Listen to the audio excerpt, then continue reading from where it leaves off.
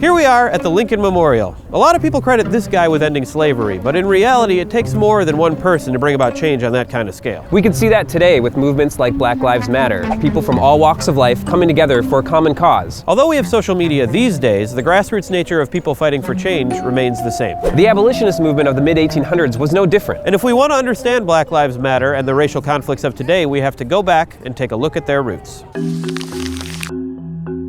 Black Lives Matter began with a hashtag. After the acquittal of George Zimmerman for the killing of an unarmed black teenager, Trayvon Martin, community organizers began an online campaign fighting police violence against black people. The hashtag Black Lives Matter spread across the internet and reached thousands of people. But the movement wasn't only an online campaign. It has organized demonstrations and protests, employing not only diverse tactics, but embracing people from all kinds of backgrounds into the movement. But this kind of grassroots activism is just the most recent example in a long line of movements fighting for equality that can be traced all the way back to the Civil War.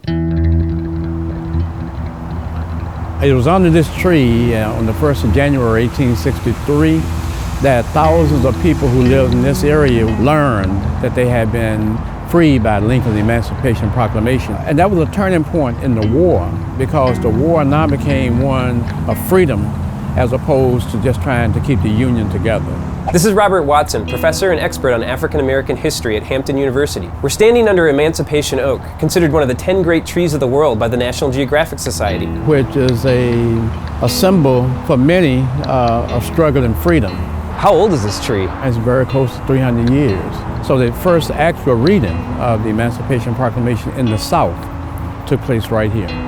Right under this tree. Right under this tree. But the fight to end slavery began long before the Civil War. After the Revolutionary War, the North began to pass laws making slavery illegal, and by 1804, slavery was outlawed in all northern states. But it continued in the South, and the years leading up to the war are underscored by the hard work and tireless efforts of the abolitionist movement to end slavery everywhere in the United States. Well, the abolitionist movement in this country started in the early years of the 19th century. The basic beliefs of the abolitionists was that slavery violated the principles of American democracy and the natural rights of man. Yet there were many different groups of abolitionists, and they didn't always agree on how to end slavery. Some didn't like slavery but thought it had to be phased out gradually, while others took a more radical stance and thought it should be ended immediately. And even those who thought it should be ended immediately couldn't agree on how to do that. Let's just for a moment reflect on William Lloyd Garrison and Frederick Douglass. William Lloyd Garrison was a journalist and social reformer who printed an anti-slavery newspaper and founded the American Anti-Slavery Society, one of the first movements to call for the immediate abolition of slavery, albeit through pacifist means. Frederick Douglass was a former slave who escaped to freedom and became a fierce supporter of the abolitionist movement. He traveled the country giving eloquent and powerful speeches against slavery. Garrison was impressed by Douglass and wrote about him in his paper, and the two became some of the fiercest opponents of slavery in the nation. Douglass and Garrison seemed to agree on how slavery should come to an end, but Douglass actually, I think, was more aggressive and assertive. And Garrison tended to think that if you just sat down across the table from someone who disagreed with you over the issue of slavery, that you could rationally debate it, and ultimately the person who you were trying to convince that slavery was wrong would agree with you.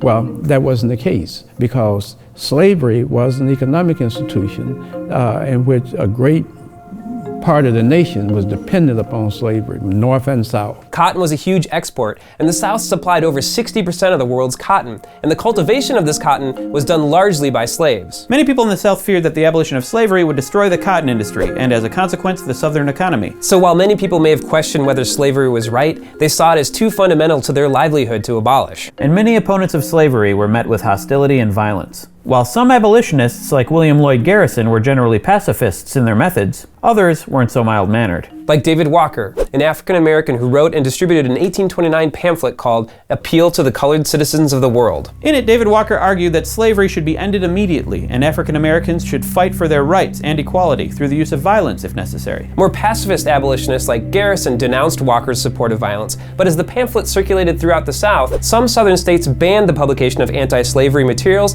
and made it illegal for slaves to learn to read and write. David Walker lived the rest of his life under threat of violence, and many groups called for his death because because of his incendiary views. Despite this, David Walker's pamphlet was instrumental in changing the aims of the abolitionist movement from a gradual phasing out of slavery to its immediate abolishment. Then in 1852, you have the publishing of Uncle Tom's Cabin. Uncle Tom's Cabin was one of the first novels to reveal the brutal reality of slavery to a wide audience. It was immensely popular, selling hundreds of thousands of copies and becoming the best-selling novel of the 19th century. It had a profound effect on people's views of slavery and helped bolster the abolitionist cause. And then in 1859, you have the last major event before the Civil War, and that is John Brown's raid at Harper's Ferry, Virginia.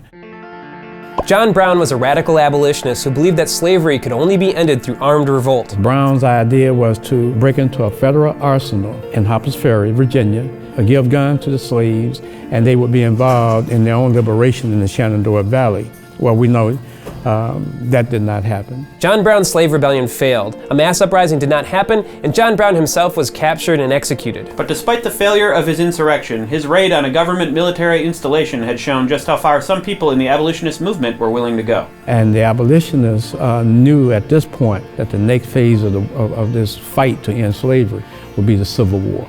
The Civil War began in April of 1861 and lasted a little over 4 years. In 1863, the Emancipation Proclamation made all slaves in the rebel states free and made it clear that the Union was fighting for the abolition of slavery.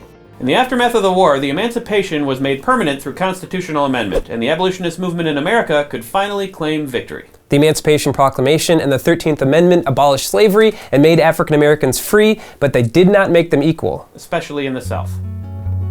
In the decades after the war, there were efforts to ensure blacks had the same rights as everybody, but when the North ended its occupation of the South, many of those efforts were ignored as the South began segregating itself.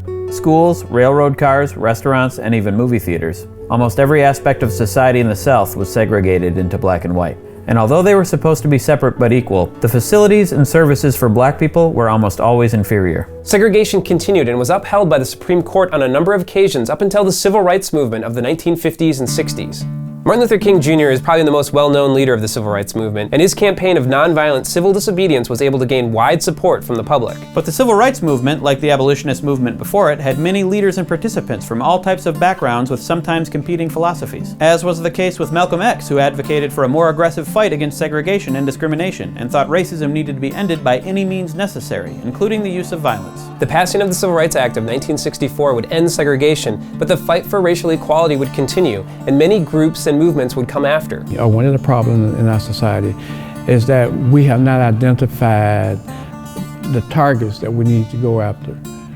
Slavery was a target.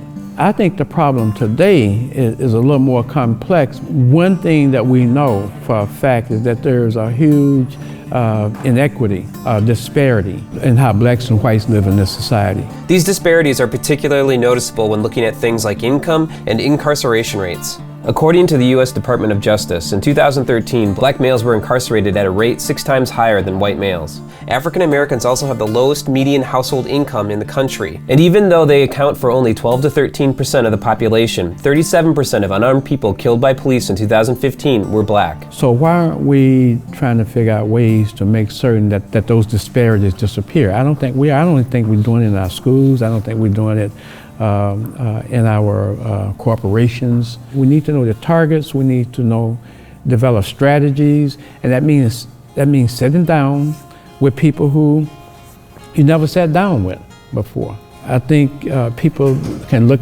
at the past and they see success. They see how people come together for progressive causes. When I see young people of all persuasions marching in Black Lives Matter, marching to demonstrate their concern about some of the inequities and unfairness in society, I'm optimistic. So I think that legacy is no doubt a part of who we are and is interwoven thick into the fabric of who we are as a country and a people.